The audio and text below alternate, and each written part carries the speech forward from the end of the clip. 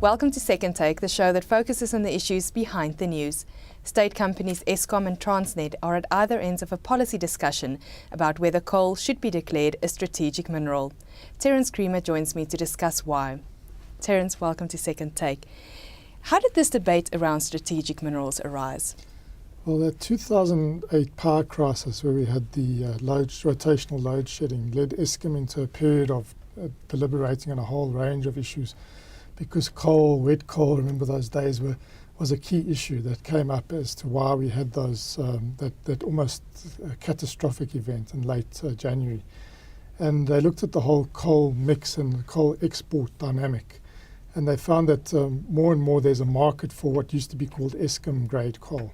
So this market has really primarily arisen out of Asia, primarily in India, where the coal that was low-grade coal that Eskom burns in its power stations, suddenly there was some demand, a market for that.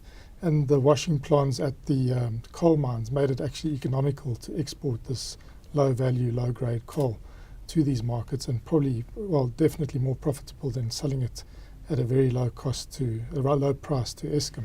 So Eskom did a study around it and raised that the issues around whether they shouldn't have first right of refusal, whether this resource shouldn't be declared strategic in some way, so that the utility could secure supply during these periods.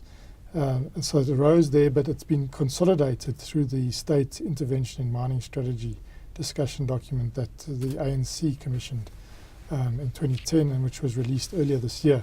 And that also looks at strategic minerals, not just coal, but a range of strategic minerals that South Africa should classify, which would mean sort of shoring up supply for domestic value addition, not only power generation, but say steel production and other strategic minerals such as platinum that could be identified.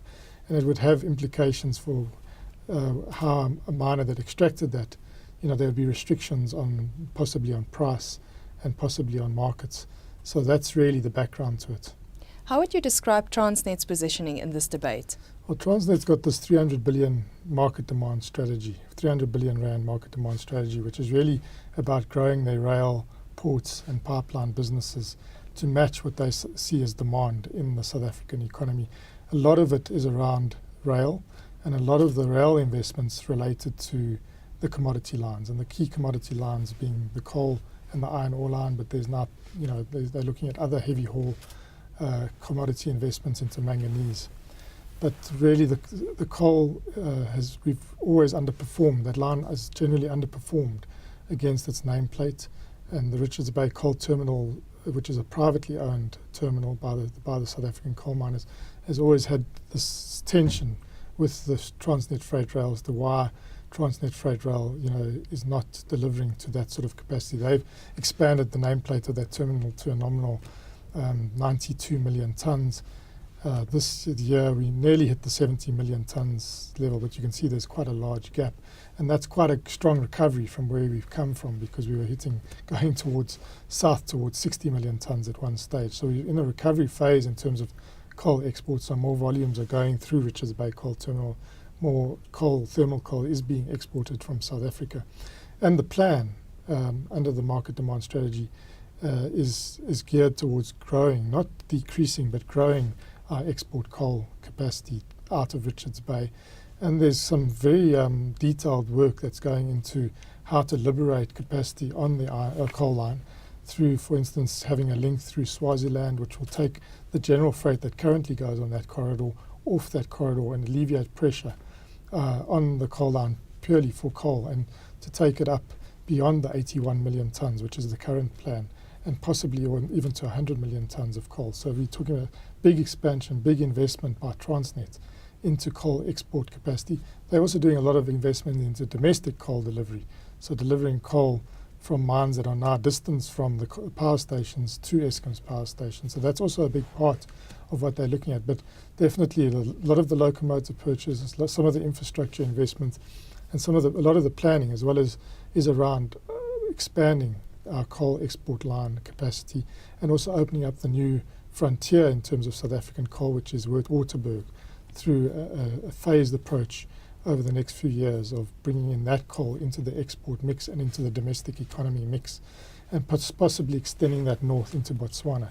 So Transnet's business model is about expanding the export capacity of the coal corridor out of South Africa, not reducing it. So it could be at odds with an Eskom proposal that could create disincentives for the production of coal by the private coal miners if there are, price controls or anything like that introduced.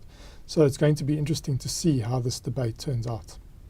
How do you believe this apparent contradiction will be resolved? Well, I think pragmatism will prevail in the end. The way our coal mining industry has developed alongside Eskom is that Eskom really takes that low quality coal. They provide the base load customer demand. But really the money for the coal miners and the incentive to invest in the coal mine is in that being able to liberate the exports and to have the channel to market through the railway line.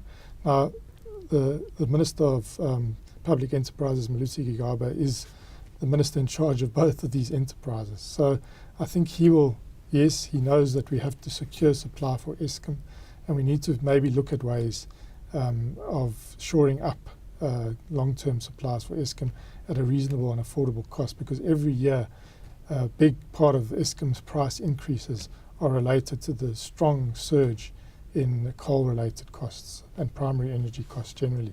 So they do have to come to some sort of resolution around that. But I think they need to be somewhat cautious in approaching this in a very heavy-handed way, because you don't want to change the incentive for coal miners. Already coal miners have probably underinvested relative to what our domestic economy needs. And they're going to not invest in a climate where they're not going to be able to make some money out of their coal mines, and they're not going to make money purely on the domestic coal market.